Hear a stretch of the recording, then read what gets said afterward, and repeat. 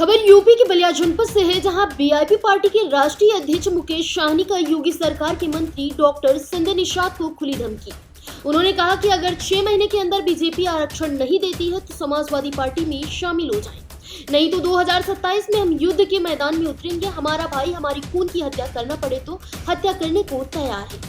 बिहार चुनाव में करारी हार के बाद यूपी में जमीन तलाशने निकले विकासशील इंसान पार्टी के राष्ट्रीय अध्यक्ष मुकेश सहनी ने आज बलिया में कार्यकर्ता मीटिंग के दौरान यूपी सरकार में मंत्री डॉक्टर संजय निषाद को खुली धमकी दी।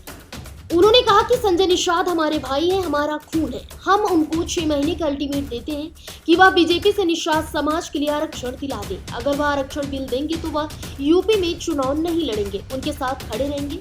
मगर वह आरक्षण नहीं दिला पाते हैं तो वह अखिलेश यादव से बात करेंगे कि वह इंडिया गठबंधन में शामिल हो जाएं।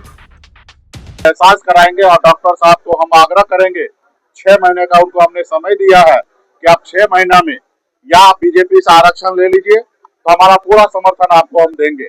यदि अगर आरक्षण आपको भाजपा नहीं दे रही है, डबल इंजन की सरकार नहीं कर रही है, आपके बच्चे को न्याय नहीं दे पा रहे हैं, तो आप हमारे साथ आइए, हम अखिलेश जी से बात करेंगे और इंडिया ब्लॉक में हम आपको स्वागत करते हैं और यहाँ पे रहकर राजनीति कीजिए।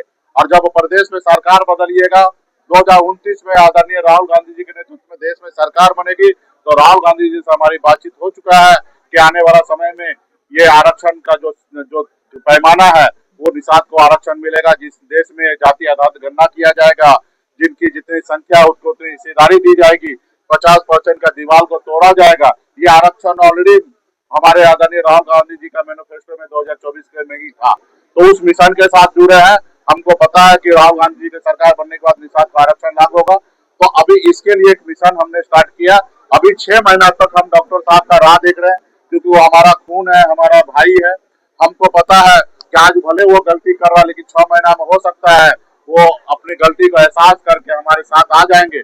हम चाहेंगे कि उत्तर प्रदेश का राजनीति तो हमारे डॉक्टर साहब करे, हम बिहार की राजनीति करें, वहाँ पे हम रहकर अपना काम करें, अपने लोगों को संरक्षण दे, क्योंकि कोई एक व्यक्ति का काम नहीं है कि पूरे देश में अपने लोगों को संरक्षण दे। तो आने वाले समय में हम उम्मीद कर रहे हैं, हमें पूरा विश्वास है कि वो मेरी बात मानेंगे।